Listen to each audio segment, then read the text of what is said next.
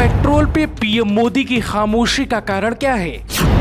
114 रुपए लीटर बिक रहा है तेल, लेकिन सरकार खामोश क्यों है? पेट्रोल और डीजल के बढ़ते दाम पर कोई सॉल्यूशन क्यों नहीं? क्या 200 रुपए लीटर तक बिक सकता है पेट्रोल?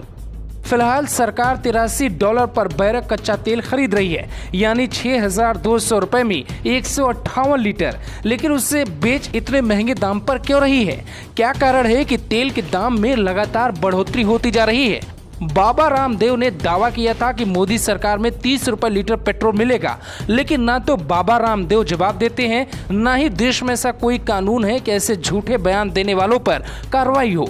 आज जनता महंगाई से परेशान है, सरकार भविष्य की प्लानिंग कर रही है, भारत में कुछ बड़े बदलाव होंगे, लेकिन आज दाल रोटी खाने वाली जनता का हाल बुरा है। सरकार जो तेल 6,200 में 158 लीटर यानी एक बैरक खरीद रही है, उसी को सरकार 16,000 में क्यों बेच रही है?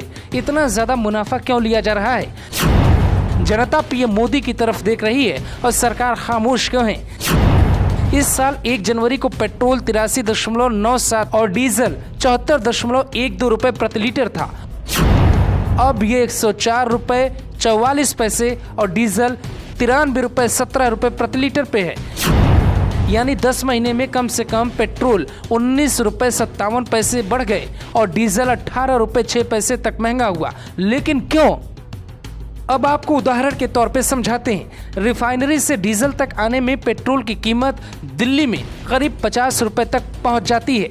इसके बाद ग्राहकों को जो पेट्रोल दिया जाता है उसमें केंद्र सरकार की एक्साइज ड्यूटी 33 रुपए करीब जुड़ जाता है, राज्यों के टैक्स करीब 20 रुपए जुड़ जाते हैं और कुछ छोटे मोटे और भी टैक्स जोड़े जाते हैं। इस तरह ग्राहक को दिल्ली में 1 लीटर पेट्रोल तकरीबन 100 के पार बेचा जाता है। जिन राज्यों में पेट्रोलियम पर टैक्स ज्यादा है वहां ये कीमत और भी ज्यादा हो जाती है। लेकिन सवाल ये है कि सरकार क्या अपना खजाना भरने के लिए जनता की जेब को खाली कर रही है? सरकार अपने राजस्व के लिए बहुत हद तक पेट्रोल डीजल की बिक्री पर निर्भर है। लगातार 2 साल से कोरोना महामारी के चलते सभी आर्थिक गतिविधियां बंद रही, जिसके चलते सरकार के राजस्व में भारी कमी आई और पेट्रोल डीजल महंगे दाम पर बेचकर सरकारी खजाना भरने का एक विकल्प बेहतर है। इससे सरकार का राजकोषीय घाटा भी काफी हद तक कम हो जाता है। ऐसे में सरकार अपनी कमाई के मुख्य स्रोत को भी कटौती करने की इच्छुक नहीं है।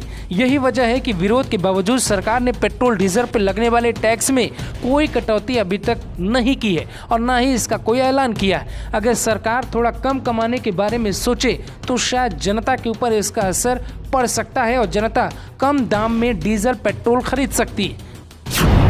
यानी सरकार जनता के जेब से चलती है, लेकिन सरकार खामोश है। राजस्थान के श्री गंगानगर में 116 रुपए प्रति लीटर पेट्रोल बिक रहा है। अभी दाम और बढ़ सकते हैं। जानकारों का दावा है कि पेट्रोल इस साल तकरीबन 120 के ऊपर पहुंचेगा और नए साल में 130 को भी छू सकता है।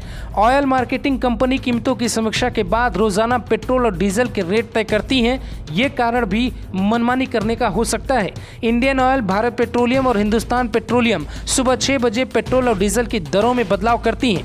यानी अगर कंपनी को तेल महंगा मिला तो बाजार में तेल महंगा होगा। बाबा रामदेव ने 30 रुपए प्रति लीटर तेल देने का वादा किया था। पीएम मोदी ने महंगाई दूर करने का दावा किया था, लेकिन हालात अब कैसे हैं ये बात किसी से छिपी नहीं है। अब सरकार के पास क्या विकल्प है? सरकार हाई लेवल मीटिंग क्यों नहीं करती? सरकार इस पे सही जवाब क्यों नहीं देती? ये वो सवाल है जिसका जवाब जनता को नहीं मिल रहा है। लेकिन उसके बावजूद भी एक गंभीर सवाल ये है कि पेट्रोल और डीजल के बढ़ते दाम के कारण भारत में महंगाई में तेजी से वृद्धि हो रही है। आलू से लेकर प्याज तक के दाम बढ़ रहे हैं। ऐसे में सरकार न तो महंगाई रोक पाने में कामयाब होती दिख रही है और न ही डीजल पेट्रोल के दाम को रोक पाने में कामयाब है।